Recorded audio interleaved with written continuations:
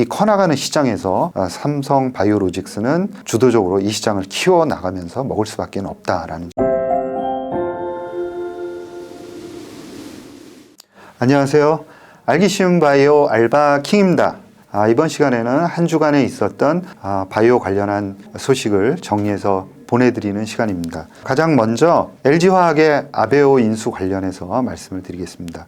미국의 나스닥에 상장되어 있는 항암 치료제를 개발하고 있는 바이오텍 아베오를 LG화학이 인수를 완료를 했습니다. 그래서 인수 가격은 5억 6,600만 달러 이고요. 향후 인수한 후에도 독립적으로 운영이 된다라고 얘기를 하고 있습니다. 그러면은 아베오라는 회사는 어떤 회사일까요?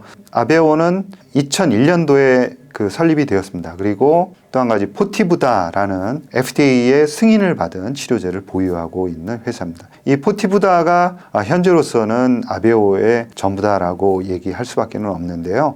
작년 2022년 3분기 매출을 보면은 3천만 달러인데요. 대부분이 이 포티부다가 차지를 하고 있습니다. 그래서 이 포티부다는 경구용으로 만들었고 일일 제형으로 만들어진 항암 치료제다 이렇게 보시면 될 것 같습니다. 2021년 3월 달에 이제 승인이 되었습니다. 그래서 두 차례에 걸쳐서 치료 경험이 있는 재발성 그리고 불응성 진전된 신세포암 치료제로 승인이 되었습니다. 그 다음으로 또 개발이 되고 있는 그런 파이프라인을 보면은 피크레투주맙이라는 단클론 항체인데요. 간세포 성장 인자를 타겟하는 그런 치료제입니다. 현재 임상 2상을 했는데 결과가 괜찮았습니다. 그래서 향후에 신약으로 개발될 가능성도 있다라는 점입니다. 그리고 포티부다에 대한 적응증을 확대하기 위해서 현재 아스트라제네카라든가 BMS와 파이프라인을 협업을 해서 임상을 진행을 하고 있습니다. LG화학은 이번 아베오를 인수해서 생명과학사업본부에서는 신약 물질의 초기 연구, 그 다음에 생산 공정 개발에 주로 이제 역점을 두고 일을 하고, 그 다음에 아베오에서는 후기 임상이라든가 또 상업화를 담당하는 역할을 이렇게 분담을 해서 진행을 하게 됩니다. LG화학의 아베오 인수는 최근 제약바이오 업계의 트렌드와 그 다음에 시사점을 제공을 한다 이렇게 이제 볼 수 있는데요. 과거 2년간은 순수한 그런 기술들을 빅파마들이 흡수하기 위해서 이제 기술들을 공격적으로 흡수했다 그러면 금리 상승 국면에서는 이제 승인된 신약을 보유하고 있는 그런 기술이 어느 정도 검증된 회사들을 인수함으로써 이 회사 자체들도 향후 몇 년 후에는 흑자 경영으로 돌아설 수 있는 그런 중견 기업들을 선호한다라는 거고요. LG화학도 이번에 아베오 인수는 그런 최근의 트렌드하고 맞다라고 볼 수가 있습니다. 그리고 또 한 가지 이제 LG화학이 조금 더 큰 회사로 성장을 하기 위해서는 미국 시장에서의 신약 승인과 또 판매라는 상업화 과정과 관련된 노하우, 그 다음에 경험, 그리고 네트워크를 충분히 갖추어야 합니다. 그런데 이러한 간접적인 그런 무형 자산들은 단기간 내에 얻을 수가 있는 게 아니죠. 그래서 인수합병이 지름길이다 이렇게 이제 볼 수가 있는 거고요. 최근 바이오텍의 가치들이 크게 하락을 한 상황이기 때문에 장기적인 측면에서 본다 그러면 시기적으로는 상당히 적기에 인수합병이 이루어졌고 트렌드에 맞는 그런 인수합병이 전략적으로 이루어졌다라고 평가를 내릴 수 있습니다.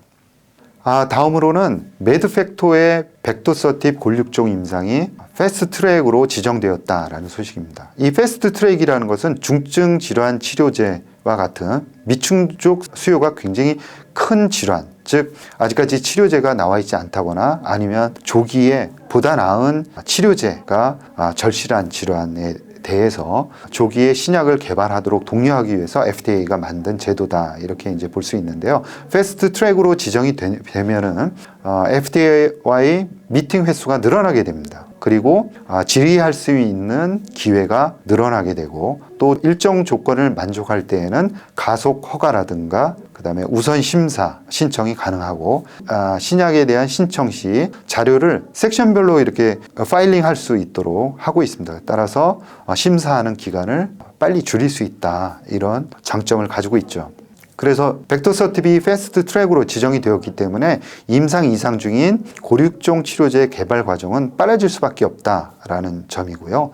그다음에 패스트 트랙 신청은 개발사가 직접 하게 되는데 약을 개발하는 과정 모든 과정에서 신청이 가능합니다. 그렇지만 패스트 트랙 제도의 수혜를 온전히 누리기 위해서는 최적의 신청 기간은 임상 일상이 끝나고 나서 바로 그 데이터들을 모아서 신청하는 것이 유리하다 이렇게 볼 수가 있고요. 그 다음에 신청할 때는 해당 질환이 미충족 수요가 크다는 것을 아주 논리정연하게 자료를 잘 준비를 해서 파일링할 필요가 있다라고 정리할 수 있습니다. 그래서 FDA는 이렇게 신청을 받으면 60일 이내에 해당 이제 물질이 지정이 될지 그 여부를 결정해서 신약 개발사에 통보를 하게 되고요. 지정한 후에는 FDA와 자주 미팅을 하면서 개발 관련 내용과 또 문제점들을 해외 나가면서 개발 시기를 앞당기기도 하고 또 개발할 확률을 또 높이기도 하게 됩니다. 따라서 벡터서티브의 그 고륙종 임상 패스트 트랙 지정은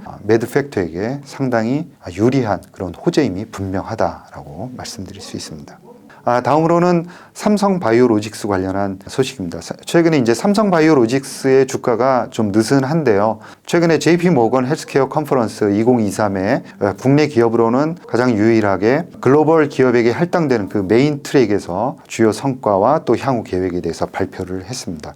이 컨퍼런스에서 삼성바이오로직스는 생산 능력, 그다음에 포트폴리오의 확장 그리고 지리적 거점이라는 3대 축을 중심으로 향후에 성장해 나가겠다라는 포부를 밝혔는데요. 작년 이제 10월에 24만 리터의 4공장에 대해서 부분 가동을 해서 전체적으로는 60만 4천 리터로 글로벌 CMO에서는 랭킹 1위로 등극을 했습니다. 그 다음에 여기서 그치는 게 아니라 7.5조 원 정도를 향후에 제2바이오 캠퍼스에다가 투자를 하고 대규모 생산 시설과 그리고 오픈 이노베이션 센터를 이제 건립한다는 계획을 또 밝혔고요.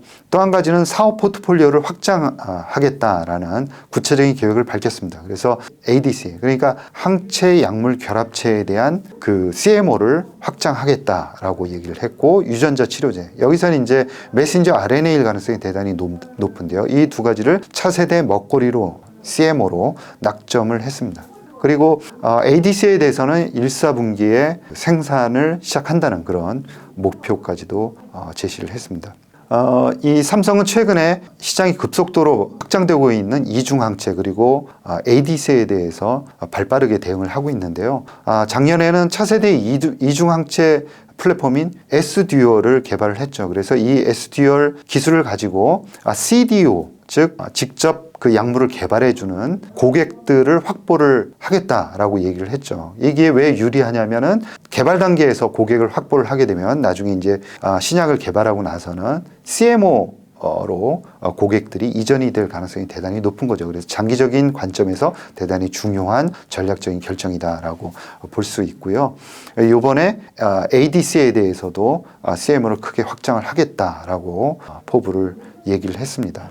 최근에 이 ADC와 관련해서는 빅파마들이 상당히 이제 관심을 갖고 기술 거래를 활발하게 하고 있습니다. 그래서 머크라든가 길리어드, 에피, 아스트라제네카, 노바티스 등 모든 거의 대부분 빅파마들이 이 ADC에 관심을 표명을 하고 있어요. 좀 더 자세히 ADC에 대해서 살펴보면은 이 ADC 같은 경우에는 2000년대 마일로탁을 시작으로 해서 캐사일라, 그 다음에 2019년도에는 여러분들도 들어보셨을 이제 에너투 같은 약물들이 FDA의 허가를 받습니다. 그 후에는 이제 트로델비라든가 티브다, 그 다음에 엘라힐러 같은 약물들이 지속적으로 이제 그 FDA 승인을 받으면서 상업화가 됐고요. 특히 올해 같은 경우에는 ADC 기술 거래가 한 25건이 넘어가면서 사상 최대치를 갱신을 했습니다. 그래서 ADC의 그런 관심도가 대단히 높구나 하는 것을 우리가 알 수가 있고요. 삼성바이오로직스 같은 경우에는 올해는 작년 대비해서 환율 효과가 좀 줄어들고 그 다음에 4공장이 이제 생산이 가동이 되면서 감가상각비가 비용으로 처리될 수밖에 없습니다. 따라서 비용이 증가하면서 영업이익은 작년 대비해서 그렇게 있지는 않을 수 있는데 4공장 이제 수주가 누적되면서 5공장 신설에 대한 이야기가 나오면은 모멘텀으로 충분히 작용할 수 있다라는 거고요. 에피스의 고농도 휴미라의 이제 출시가 예정되어 있기 때문에 이에 대한 기대감. 그 다음에 그 레카네맙 같은 경우 치매 치료제가 승인이 되었고, 그 다음에 확증적 데이터도 이제 파일링이 됐기 때문에 추가적으로 정식 승인이 될 가능성이 올해 높습니다. 따라서 이제 생산과 관련된 수주를 받을 가능성이 높기 때문에 이런 기대감도 주가에 또 장기적으로는 반영이 될 수밖에 없다. 그리고 지금까지 강조드린 대로 이중항체, 그 다음에 ADC에 대해서 선제적으로 대응을 하고 있고, 그 다음에 캐파를 공격적으로 이제 증설을 하고 있기 때문에 이 커나가는 시장에서 삼성 바이오로직스는 주도적으로 이 시장을 키워나가면서 먹을 수밖에 없다라는 점이에요. 따라서 장기적인 측면에서는 주가가 하락할 때마다 매수할 수 있는 그런 구간이다라고 생각을 합니다. 다음으로는 루닛과 관련된 이야기입니다. 루닛이 최근에 이제 성과가 상당히 이제 괜찮게 나왔고요. 어떻게 보면은 제대로 된 우리나라의 AI 관련한 업체다. 그러니까 제대로 된 AI 관련한 업체다라는 것은 기준은 어떻게 보면 딱 한 가지로 봐야 될 것 같습니다. 뭐냐면 전 세계적으로 통할 수 있는 그 기술을 가지고 있느냐, 입증을 하고 있느냐라는 측면에서는 루닛이 그런 길을 가고 있다라고 이제 얘기를 할 수 있을 것 같아요. 해외 AI 업체 관련해서는 슈레딩거를 여러 번 이제 말씀을 드렸고, 국내 업체로는 루닛을 말씀드리는데요. 최근에 이제 주가가 너무 급등을 해서 다소 이제 단기적으로는 부담스럽다라고 볼 수 있는데, 이제 좀 중장기적으로 보면은 주가가 어느 정도 조정을 받는다 그러면은 루닛에 대해서는 지속적으로 관심을 가져갈 필요가 있겠다라는 점입니다. 이 루닛에 대해서는 조금 더 자세히 알아본다 그러면은 최근 아스코 GI 2023에서 2개의 더 적응증과 관련한 루닛 스코프 IO에 대해서 발표를 했습니다. 그러니까 대장암, 그 다음에 간세포암에 대한 임상 초록을 발표를 했고요. 그 내용들을 발표를 했습니다. 좀 자세히 본다 그러면 간세포암 환자 암 조직을 영상 데이터로 분석을 해서 그 면역 활성 여부를 환자를 분류를 해서 면역 항암제를 투여한 결과 대조군 대비 유의미한 그런 임상 결과를 얻었다라고 이제 발표를 했고요. 또한 대장암 환자에 대한 임상에서는 TIL 종양 침윤 림프구의 발현 정도에 따라서 환자의 예후를 예측할 수 있는 가능성을 확인했다라고 루닛이 발표를 했습니다. 이 루닛과 관련한 얘기를 좀 더 해보면은, 이 루닛은 기존에 가지고 있는 제품으로는 암을 진단할 수 있는, 영상으로 암을 진단할 수 있는 루닛 인사이트, 그 다음에 조금 전에 말씀드린 암 치료와 관련한 이미징 바이오 마커 솔루션이라는 루닛 스코프라는 두 가지 큰 분류의 제품을 가지고 있고요. 루닛 인사이트와 관련한 제품, 즉 암을 진단하는 제품은 유방암 진단과 폐암 진단, 이 두 가지를 현재 보유하고 있고, 조금 전에 말씀드린 대로 대장암 진단 향후에 가능할 것 같고, 간세포암 진단이 가능할 것 같습니다. 이렇게 이제 4개의 그 적응증으로 루닛 인사이트 제품이 확장이 될 것 같고요. 그 다음에 루닛 스코프와 관련해서 이제 좀 자세히 살펴보면, 이 바이오마커가 얼마나 발현이 되어 있냐를 영상을 보고 AI가 정량화하는 그런 기술입니다. 그 다음에 특정 항암제가 잘 들을 수 있는 바이오마커를 신규로 발굴하는 작업들도 할 수 있습니다. 이런 기술들은 뭐로 활용될 수 있냐면은 그런 동반 진단기기로 같이 활용될 가능성이 대단히 높다라는 점이고, 이 점이 루닛이 가치를 받을 수 있는 그런 기술이다라는 점을 강조를 하고 싶습니다. 그러니까 루닛은 글로벌 액체 생검 회사인 가던트 헬스로부터 300억이라는 괜찮은 규모의 투자도 받은 경험이 있습니다. 그래서 어느 정도는 인정을 받았다라고 이제 볼 수 있고요. 이 가던트 헬스 같은 경우에도 최근에 결장암 진단기기에서 그 민감도가 굉장히 그 생각보다 낮게 나왔어요. 그래서 좀 고전을 면치 못하고 있는데, 루닛과 같이 어떻게 보면 항암제의 환자의 치료 반응률을 높일 수 있는 그런 기술을 같이 협업해서 개발하고 있는데, 좀 더 좋은 성과를 거두어서 회사가 다시 좀 살아날 수 있는 그런 기회를 잡으려고 굉장히 애쓰지 않을까라는 점입니다. 그래서 이쪽 분야에 있어서도 좀 기대를 해볼 수 있는 것 같고요. 그 다음에 루닛은 다른 회사는 조금 달리 현장에서 어떤 점을 의사들이 필요로 하고 있는지에 대해서 다른 회사들보다 조금 더 현장에 포커스된 그런 제품들을 생산해내고 또 개발하려고 굉장히 노력을 많이 하고 있습니다. 그래서 이러한 그 노력들이 제품을 재구매하는 비율이 상당히 높다라는 거에서 증명이 되고 있고요. 여기에다가 국제적으로 인정받을 수 있는 그런 논문들을 굉장히 주기적으로 발표도 하고, 이번에는 이제 다보스 포럼에서 기술에 대해서 발표할 수 있는 기회도 갖는 것처럼 세계적으로 꾸준하게 그런 AI 기술에 있어서의 리더라는 점을 증명을 하고 보여주고 있습니다. 따라서 이러한 점들이 세계적인 AI 영상 기술을 가지고 있고, 또 의료 현장의 니즈를 그대로 잘 반영을 하고 있고, 그 다음에 세계 시장을 공략을 하고 있고, 세계로부터 이제 1000개 이상의 기관으로부터 선정되는 자신의 능력들을 실질적으로 증명해 가고 있는 그런 회사다라고 장기적인 측면에서 접근할 수 있다는 점을 요약해서 말씀드리겠습니다.